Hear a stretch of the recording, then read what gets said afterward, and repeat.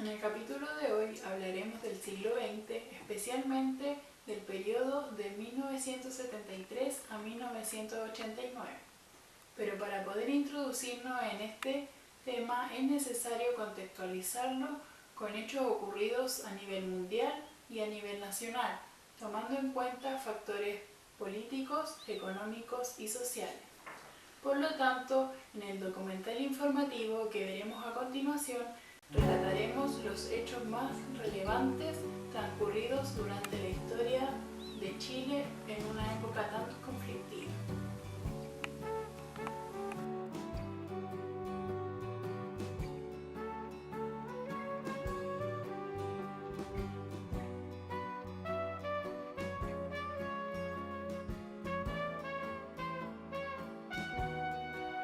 En las décadas de 1960 y 1970 se impusieron en América Latina una serie de regímenes militares, los cuales en su principio eran apoyados y sustentados económicamente por Estados Unidos, como también eran propiciados por militares formados en las escuelas de las Américas.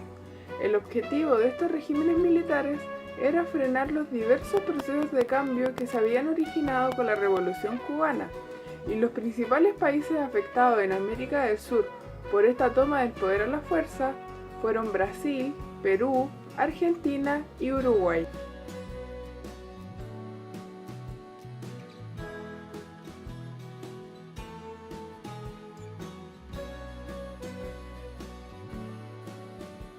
Los países presentaron características comunes, entre las cuales podemos mencionar la violación de los derechos humanos, el uso de la violencia política, la supresión del Estado de Derecho y la censura de los medios de comunicación. El mundo estaba en medio de dos polos ideológicos dejados por la Segunda Guerra Mundial y consolidados en la Guerra Fría, y Latinoamérica no estuvo ajena a estos conflictos, ya que entre los años 1953 y 1959, Fidel Castro y Ernesto Che Guevara buscaban implantar en Cuba un régimen socialista con tendencia marxista, lo cual fue un peligro para Estados Unidos. Esta vez, por fortuna para todas, la revolución llegará de verdad al poder. La amenaza al área de influencia norteamericana se hizo más evidente cuando en 1970 fue escogido como presidente el militante socialista Salvador Allende Gosse, cuyo programa de gobierno incluía una serie de reformas estructurales, tales como la reforma agraria y la nacionalización del cobre.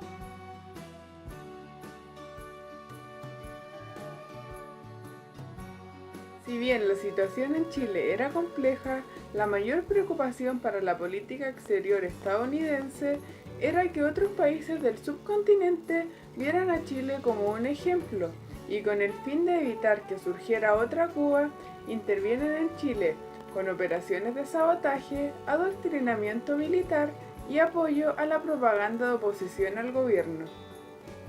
Según la opinión pública, los políticos chilenos eran el desprestigio de los partidos, ya que no tenían democracia interna, eran indisciplinados y no eran respetados. Incluso se podían cambiar de partido fácilmente. En una gran crisis de la democracia, el país estaba en una gran decadencia económica, donde la inflación alcanzaba el 500%, el sistema de producción estaba paralizado, por lo que había una escasez de recursos para cubrir las necesidades humanas.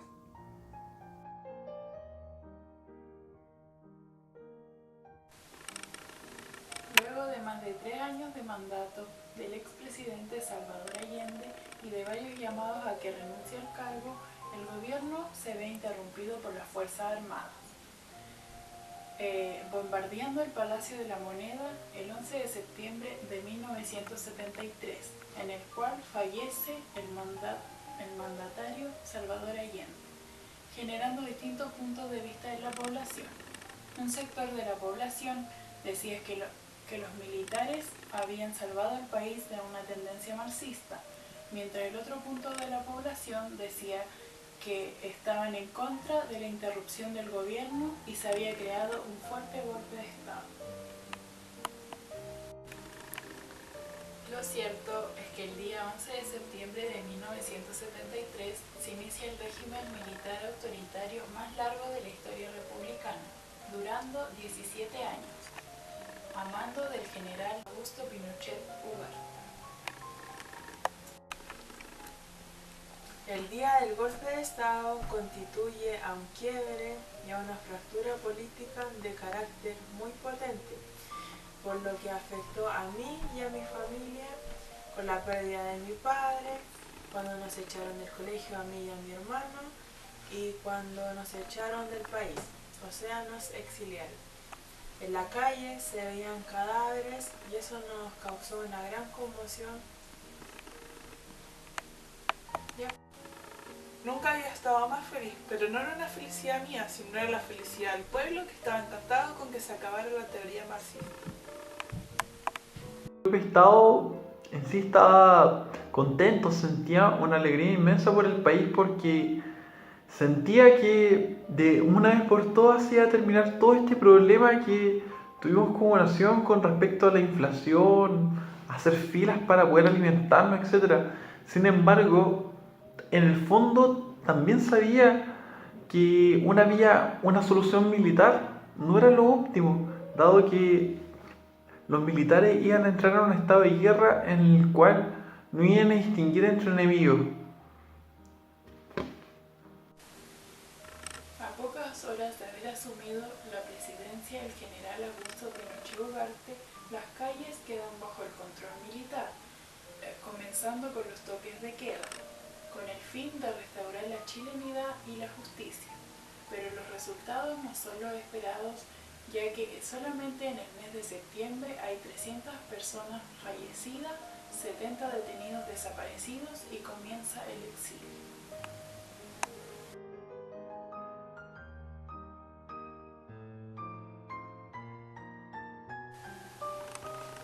Las naciones extranjeras comienzan a reconocer el gobierno militar, mientras que los partidos de izquierda sufren una dura represión por el fallecimiento de su líder Salvador Allende. Miles de chilenos fueron excluidos en los centros de detención. Uno de los principales fue el Estadio Nacional, que luego pasa a ser un club deportivo.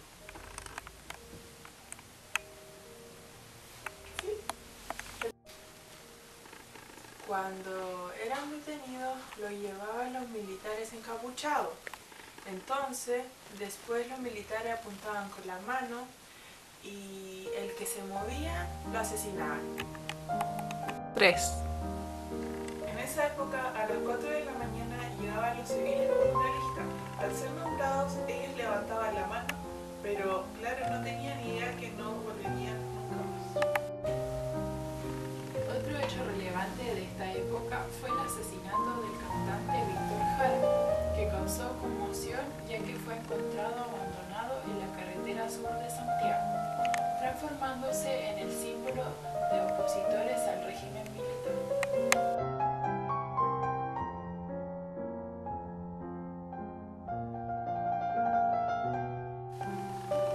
Mientras avanzaba el gobierno militar, las organizaciones internacionales como la OEA y la ONU cuestionan el gobierno militar y a Chile lo condenan por la supresión de los derechos humanos. El tema principal en que ellos se enfocaron fue lo de los detenidos desaparecidos. Eran detenidos en nuestra presencia y nunca más supimos de ellos.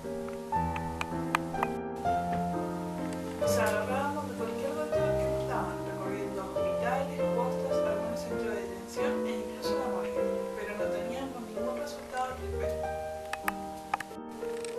Entre septiembre y diciembre de 1973, cerca de 2.000 personas mueren por víctimas de la violencia en el país, en la cual 32 uniformados son asesinados por opositores al régimen y 1.674 personas mueren por actuar en servicio.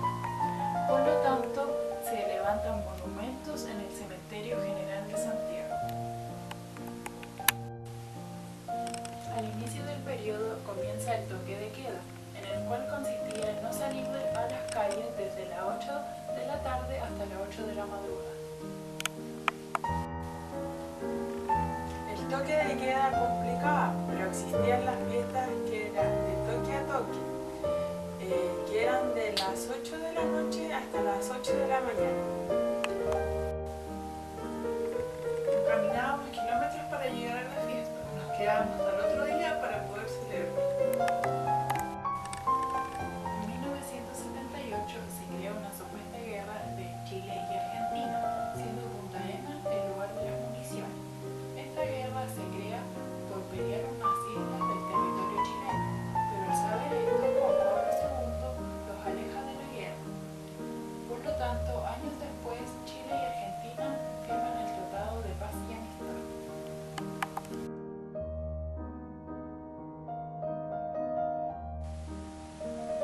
En 1980 se aprueba una nueva constitución.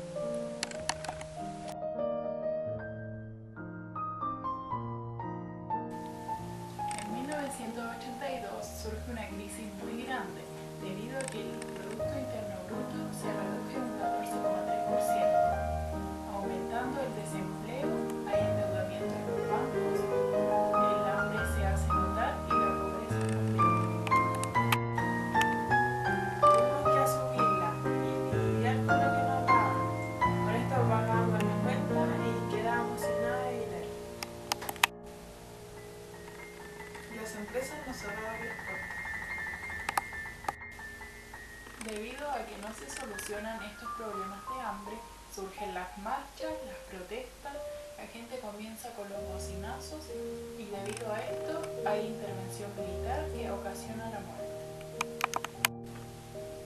Las fuerzas políticas comienzan a reformarse, la oposición tiene permiso para actos públicos, mientras que la derecha, a través de los gremialistas, forma el Partido Democrático Independiente y el Partido de Unión Nacional. Tras años fuera del país, vuelven los exiliados. En 1985 surge un terremoto en San Antonio, destruyendo todo y la gente estaba muy triste ya que había perdido sus casas de adobe y la pobreza aumentaba. En 1988 fue un año en que los chilenos debían decidir si el general Augusto Pinochet seguía en el poder o se convocaba a nuevas elecciones. Por lo tanto, los partidos democráticos llamaban a votar que no, mientras que los partidos de derecha llamaban a votar que sí. Todo esto se vio reflejado en las campañas televisivas. Al día del plebiscito, la gente se levanta muy temprano y los locales de votación están llenos, alcanzando un récord de votación. El general Augusto Pinochet asegura de que ganará, mientras que los partidos demócratas aseguran de que la gente quiere un cambio más allá de lo económico. Luego de horas, se da el triunfo del Partido Democrático, ganando con un 53% de votos. Voté por el sí, ya que pensaba que era lo mejor. Me fue muy difícil votar, porque no estaba segura, pero quería que la democracia volviera en ese entonces. Comienzan las campañas para escoger un nuevo parlamento y un nuevo presidente en elecciones abiertas, informativas y secretas. Los nuevos presidentes son Hernán Bucci, Fernando Errázuriz y Patricio Elwin. Ganando Patricio Elwin el 14 de diciembre de 1989 con una mayoría absoluta.